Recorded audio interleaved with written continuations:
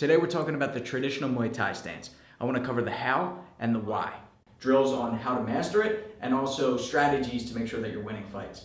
Okay, so you may recognize it even if you've only played the video game Street Fighter, right? The character Sagat has that high guard and the tall stance. I want to break down why it works and how to do it correctly. All right, so let's start from the top. We're going to start with our hands. And now a lot of the stuff that I'm going to be teaching is stuff that I learned from the wooden man, Jongsanan, when I was up at CSA Gym. He did a clinic and it was incredible. I learned a lot, and we're going to break down some of his styles and a lot of the things that he taught. Okay, so the first one was holding a focus mitt in your hand to understand what your arms are doing in the guard. Okay, so you're going to hold the mitt like this. So I'm going to break down why exactly we do it, but that's going to be later on in the video. First, I just want you to understand where your hands are at. So you have your hands right in front of your face, so you shouldn't be able to see my head right now because of the focus mitt. If I turn to the side, it's like this.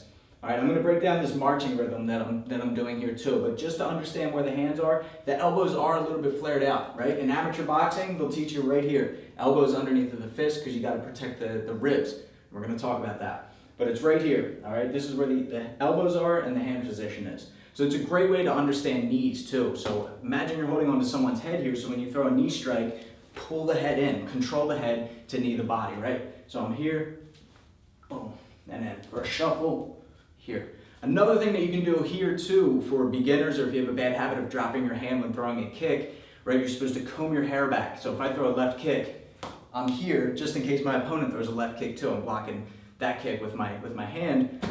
Hold the mitt right here. So when you throw the kick, boom, make sure that this hand is up. If the pad falls, then you're dropping your hand. All right, so there's a couple drills that you can do with the focus mitt. Another thing that you can do using a chair is really understanding the stance. So we talked about the upper body. Let's talk about the feet now, okay? So the way that he described it is your eyes should be facing your opponent and your balls should be facing your opponent, all right? So hips are squared. In boxing, yeah, it should be bladed. You should be turned so that you're giving less surface area, less target for them to hit. But then our knee is on the inside angle, our foot is on the inside. So it's harder to check kicks now. So what we need to do instead, hips forward, squared, guard high, like we're holding the focus mitt, so that we can check kicks and throw kicks, okay?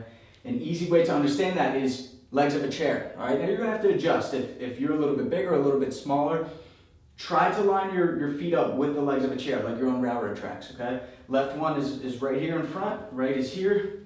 My hips are squared with the chair, my hands are high, okay?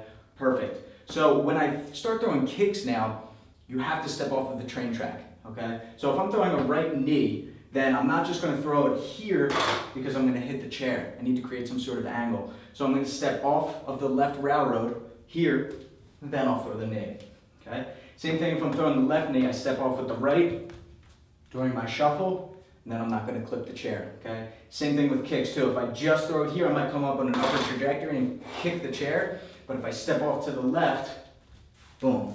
So now I'm teaching myself to also kick high enough, bring my knee high enough, okay, so that I'm kicking horizontally to the ribs, not kicking my opponent's elbow, and it's teaching me to step off of the railroad track, create that angle here. Okay, so you can practice that with knees, you can practice that with kicks, teeps as well. You can put this in front of a heavy bag to make sure that you're doing it correctly, okay, so you actually are making contact, but you're keeping good form when doing this. Okay, so now let's break down strategies and how this works. So what I was doing here is that march rhythm, that march stance. Shifting my weight from my left foot to my right. And what I'm doing here is I can time it for when a kick comes, I can easily lift my leg up. I use that force, so I'm pushing into the ground, equal and opposite force of the earth is pushing back into me, and I use that to transfer it to the other leg. So if I push down on my right, I can lift my left. If I stomp with my left, I can knee with my right, okay? And it could be a kick, it could be a check, it could be a knee.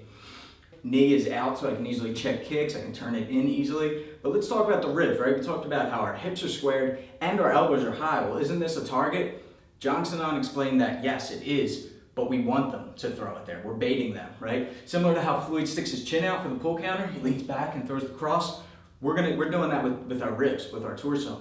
So let's discuss some attacks to the body that people will throw. So the teep, lead teep, rear teep, going to the body. From here, I can parry and redirect either side. I can catch with both hands. And another one that Jongsanan explained that I never even considered is check it. The same way you check round kicks, turn your knee inward, right? On their toes, on their shin as it comes in, redirect, and you can do some damage to them as well, okay? Another one is round kicks to the body, roundhouse kicks, right? So we can check, of course, here, bringing the knee up to the elbow, boom, easy one, and we can walk forward as we do that too. So if they throw a kick, I can go here, step, and then counter with my knee, step in with an elbow, punches, what have you. So checking is great. Another one that I can do is catch. They see this wide opening, they throw a round kick, I step out to the side, catch that kick, cross, sweep, whatever it may be, okay? Moving up even higher, when your opponent starts attacking to the face, jabs and crosses, I can easily parry because I have this high guard. Let's say they throw a left jab, parry, step, knee, they throw a cross, parry, knee, okay? I can work my way into the clinch, which is a staple of Muay Thai, okay? So we're discussing outside fighting range. Talking about the clinch is a whole nother video in itself, but the traditional Muay Thai stance is something definitely worth practicing. Use the chair, the focus mitt, and give it a try and let me know what you think in the comments below. Thanks for watching, guys. Be sure to subscribe if you haven't already to get the fight tips before your opponent does. Until then, I'm Shane with Fight Tips. Self-defense for the underdogs.